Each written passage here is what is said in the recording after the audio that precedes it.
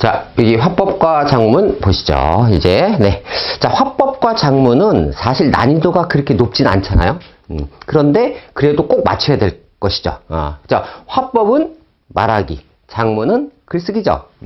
자, 여기 보면 이제 마찬가지로 자, 화법과 작문은 뭐라고 해놨어요? 출제 비중이 높지는 않다. 그러니까 많은 수의 문제가 나오진 않는다는 거죠. 그러나 네, 읽어야 될 지문이 굉장히 긴 편입니다. 그리고 네, 말하기의 어떤 지문, 중심 내용 보고. 근데 여기서 이제 말하기의 중심 내용이 뭐냐면 토의나 토론, 강연, 대답. 우리 많이 봤던 것들이죠. 지문 자체. 그래서 어떤 회의하는 장면이라든가 그 다음에 어떤 찬반, 네, 논쟁 나오는 것들, 어떤 강의하는 것들, 그 다음에 뭔가 이제 이야기하는 것들, 이런 것들. 그 다음에 이제 글쓰기도 마찬가지겠죠? 네, 글쓰기 어떤 개요라든가, 그 다음에 고쳐쓰기 문제라든가, 고쳐쓰기 문제나 이런 거는 약간 어법적인 것도 좀 필요하겠습니다. 그죠? 네, 이런 것들을 확인하면서 우리 네, 같이 공부를 하시면 되겠습니다. 자. 화법과 작문은 이론이 중요하진 않습니다. 사실은. 네. 근데 여기 이제 이론이라고 조금 해놨지만, 어떤 우리 이제 기본 개념으로만 간단히 보고 넘어갈게요. 자, 화법과 작문의 사고 과정 하면서 얘기했는데, 자, 여기 보시면, 네, 고도의 사고 과정을 거치는 활동이다. 뭐 이렇게 해놨죠. 그러니까, 화법과 작문도 그냥 단순한 말하기나 단순한 글쓰기는 아니다. 뭐 이렇게 생각하시면 될 것 같아요. 그래서, 자, 여기 보시면 정보 전달을 위한 화법과 작문 하면서 이제 얘기를 했죠. 여기 보면 자 나와 있는 그대로입니다. 정보를 수집, 분류와 체계화해서 독자가 이해하기 쉽도록. 그 다음에 네, 정보를 전달하는 담화나 글의 구조, 내용, 조직의 원리를 알아야 된다. 자 우리가 요 예를 들면 이런 거죠. 뭐 내용, 조직의 원리, 요 이런 게 뭐냐 이거죠. 예를 들면 이런 경우겠죠. 그래서 토론 같은 경우는 뭐 찬성과 반대가 나올 수도 있고, 그 다음에 어떤 내용 자체를 갖다가 뭐 시간 순서대로 나와 있는 그 순서대로 그냥 쓸 수도 있고, 그 다음에 어떤 걸 설명하는데 예를 들면 장소를 이동한다든가, 네, 물론 이제 화법이나 작문에서 그렇게 장소 이동이나 이런 게 많이 나오진 않는데 하여튼 어떤 이런 것들, 그 다음에 어떤 인과관계 있죠. 네, 앞에가 원인이고 뒤에가 결과라든가, 그 다음에 어떤 이제 뒤에 밑에도 나오지만 뭐 이제 추리하는 것도 있어요. 그래서 이제 그 귀납 추리라든가 유비 추리의 방식 뭐 이런 것들을 썼냐 안 썼냐, 네, 이런 것들을 확인하는 것이 되겠습니다. 그래서 이게 내용, 조직의 원리 이런 것들이 글의 내용이 나왔을 때 알아야 되겠다라는 그런 얘기죠. 그 다음에 뭐 이제 기본적인 얘기입니다. 사실적 정보를 전달할 때는 네, 명료, 네, 분명한 언어를 쓰고 객관적인 관점과 태도를 지니자. 네, 이렇게 얘기를 했죠. 자, 그 다음에 논증의 방법을 이해하고 자신의 주장을 입증한다. 여기에서 여기 보시면 네, 연역 추리, 귀납 추리, 그 다음에 유추가 있죠. 네, 요거 굉장히 어렵습니다. 사실은 이 추리 방법은. 그러나 요거에 대한 기본 개념은 아실 필요가 있어요. 네, 요 부분 연역 추리, 귀납 추리, 유추. 그래서 연역 추리 같은 경우는요. 연역 추리 같은 경우는 어떤 주장이나 네, 결론을 먼저 주고서 객관적인 여러 가지 네, 사실을 확인하는 거예요. 요게 바로 연역추리입니다. 이게 네, 연역추리고, 네, 귀납추리 같은 경우는 반대예요. 연역추리하고. 그래서 어떤 여러 가지 사실이나 이런 것들을 통해서 네, 주장이나 어떤 결론을 이끌어내는 것, 이게 바로 귀납추리가 되겠습니다. 자, 유추 같은 경우는요. 비슷한 속성이 있는 걸 이용해서 네, 대상을 설명하는 것인데요. 네, 이렇게 볼 수가 있어요. 네, 유추 같은 경우는 이런 거죠. 네, A가 B이듯이 이렇게 되는 겁니다. 네, 이런 구조예요. 유추는 A가 B이듯이. 자, 마찬가지로 네, 이런 비슷한 속성을 갖고 있는 A-가 결국 B-가 될 것이다. 이렇게 될 것이다. 이렇게 얘기하는 요게 바로 네, 유추입니다. 그런데 여기 보면 뭐뭐 하듯이 이렇게 해놨죠. 예, 요거 뭐예요? 비유죠, 비유. 예, 여기.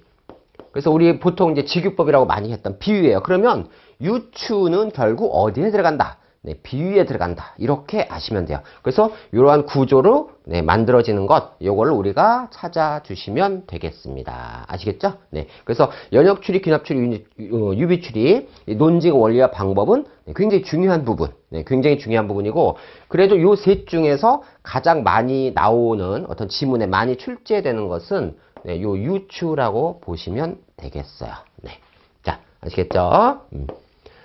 자, 그 다음에 이제 뭐 자기 표현과 그 다음에 사회적 상호작용을 위한 화법과 작문. 요것도 이제 뭐 이론이 대단한 건 아닙니다. 네, 여기 보면 네, 이 의사소통에서 진정성이 굉장히 중요하다. 그 다음에 뭐 갈등을 유발하는 네, 상호작용의 장애 요인 네, 이런 것들을 제거해야 될 것이다. 그 다음에 네, 대화의 원리. 자 여기 보면 자 대화의 원리라는 게 있죠. 네. 요 대화의 원리를 파악해야 되는데 그럼 대화의 원리가 또 뭐냐? 네. 뭔가 이제 얘기를 주고받을 때 필요한 그런 원리가 뭐냐라는 건데 요 다음 페이지예요. 네. 자, 요 다음 페이지에 보시면 네. 자, 여기 보면 원리가 지금 2개 나와 있죠. 네. 굉장히 중요한 겁니다. 요 자체의 원리를 갖다가 외우는 건 아닌데요. 그건 아닌데 요 상황이 무슨 상황이냐? 네, 어떠한 내용을 얘기하고 있냐? 이런 것들을 보셔야 됩니다. 그래서 이 부분 이제 굉장히 생소한 단어가 조금 써 있죠. 그래서 협력의 원리의 4개, 양의 경률, 질의 경률, 뭐 관련성의 경률, 태도의 경률, 그 다음에 이제 공손성의 원리에서 뭐 이런 것들. 근데 이게 이제 뭘 얘기하냐면요, 이게 경률이라는 건 우리가 이제 쉽게 그 법률이라고 생각하시면 돼요. 그러니까 어떤 지켜야 될 것을 얘기하는 것이죠. 그래서 양의 경률은 네, 필요한 만큼의 정보를 제공해야 된다. 뭐 할 때요? 방금 얘기했죠. 대화. 네. 얘기 주고받을 때 필요한 만큼의 정보를 제공해야 된다. 이 얘기가 뭐겠어요? 쓸데없는 말 빼란 얘기죠. 이거. 네. 필요한 만큼만 하란 얘기예요. 필요한 만큼만. 그러니까 네, 어떤 내용을 얘기하는데 아니면 어떤 내용을 전달하는데 네, 요만큼만 한 3가지 정도 내용이 된다는 거죠. 다 전달할 수 있는데 이거 10가지를 얘기해버리면 나머지 7개는 불필요한 내용이 되겠죠. 그래서 이게 바로 필요한 만큼의 정보를 제공해야 된다라는 그런 얘기고, 그 다음에 질의 경률은 네, 거짓 정보하면 안 되죠. 네, 당연한 겁니다. 네. 그 다음에 타당한 어떤 증거도 없는 네, 그런 내용들, 네, 이런 내용들, 근거 없는 내용들, 자 이런 내용들은 얘기하면 안 된다는 거죠. 네, 얘기를 주고받을 때. 그 다음에 3번째, 관련성의 경률. 마찬가지예요. 관련성 있는 것만 얘기해야 된다. 그 얘기예요. 그래서 화제와 관련되는 것들만 얘기하라. 네. 벗어나는 건 안 된다. 그 얘기입니다. 자, 태도의 경률은 뭘까요? 태도의 경률은 모호한 표현. 즉, 모호한 표현이라는 건 애매모호한 표현을 얘기하는 거죠. 네. 애매모호한 표현이나, 그 다음에 중의적인 표현. 네. 중의적은 뜻이 뭐예요?